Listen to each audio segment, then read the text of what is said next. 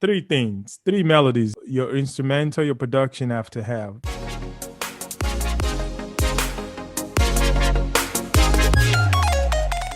I do like one-on-one seminars, and I always tell my producer in one of those classes, three things, three melodies your instrumental, your production have to have, because the human brain cannot handle more than three information at a time. So you have to craft your production in such a way that there's only three melodies that the ears can hear at every section of your song at one point in time. You could break it down to two, then bring it back to three, but it's always two, three, sometimes four, but the four is asked to be hidden melody. If you listen to any hit song, that's the hit formula. Three melodies all through the song. If you have any other thing playing in the background, you have to kind of hide them so they don't compete with your main three. So you don't have something called a cognitive overload for the brain. So you don't confuse the brain.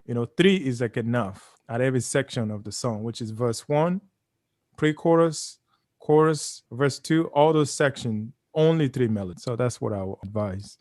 Okay, got it. Theory of audio EQing starts from the human hearing threshold. A human being can only hear from 20 hertz frequency wise to 20k hertz. So you see, if you go down to the bottom of span, you see on your left hand side is a 20 right there. Yeah, that's the lowest human can hear. Most people, as you grow older, the range narrows up. So if you go to the other extreme, you see 20k. You see that? Okay. Now, right there, that's the limitation of audio. The second limitation of audio is when you play any reproduction sound. As we're talking right now, my voice is going into this microphone, converted to electrical signal, ones and zeros, go through this computer. The computer turns into ones and zeros again, and it sends it to you, and you hear it back through your headphone when the energy is being converted to mechanical energy with push and pull through your speakers. And the air create my sound. That's how sounds is created. So now the second limitation is when a reproduced sound is coming from a speaker. Now that speaker can also reproduce between 20 hertz to 20k hertz. And most of the time is one direction. Even though you may say, or other people may say, well, there's a two speaker, there's left and there's right.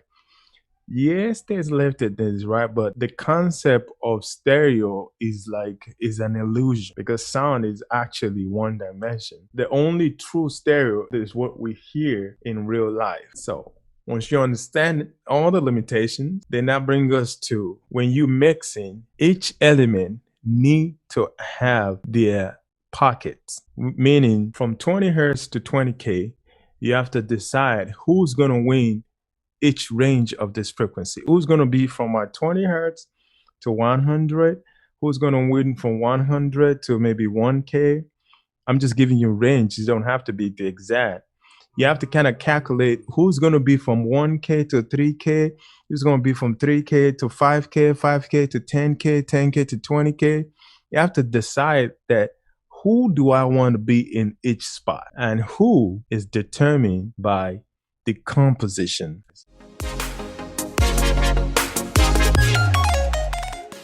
If you're still having problems with stereo width, listen to this.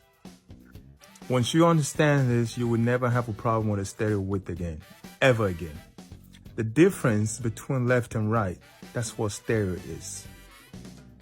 This is how a lot of people do it wrong. They take guitars, they play two guitars and they pan one left and right. That is not stereo. That's two mono.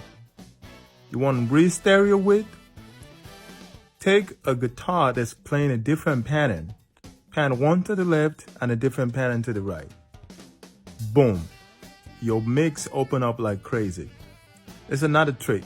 Find something that has different sound and different timbres and pan them one to the left and one to the right. That's how you get a wide mix. Not playing the same thing and doubling it and panning to the left and right. You're just creating a mush of mono sound. If you want a one-on-one coaching, slide in my DM. I have a few slots left for this month. So, talk to you soon. This This is the settings to bring out your attack. Yeah, for drums or anything that has an attack. Drum has an attack, guitar has an attack, vocal has an attack, bass has an attack. Most instruments, they have an attack. Let me talk about compression. The reason why a lot of people compression, and I struggle with compression too, is because we don't really know what it does. And compression does a lot of stuff. You can use compression in many applications when you know how to use it. You can use compression to create depth, to create a perception of back to front. You can use compression to make something brighter. You can use it to make something dull. You can use compression to make an instrument just stay in one place and not move. There's so many applications for compression. So that's why it's so confusing, because it can do so much stuff. Compression, the first thing you have to ask yourself, what do I want to use it for? That's like the big question. You want to use compression? What job do you want it to do? But most of the time, I don't even compress like that, to be honest with you, unless I'm using it to maybe create a depth, or I'm using it to bring out an attack in something or remove an attack of something. Those are my application of compression. The application of compression that most people talk about on YouTube, which is to bring a volume of something down and boost it up. Yeah, I was about to say. You might as well just cut the audio and just use your clip gain to move it up and down. That's what I always thought, and that's why I said, okay, like then what am I really using the compression for then? Do it on the snare. Solo the snare. Okay. Press S. The S should solo any track. Now play the snare and turn up that attack. See if you get more attack.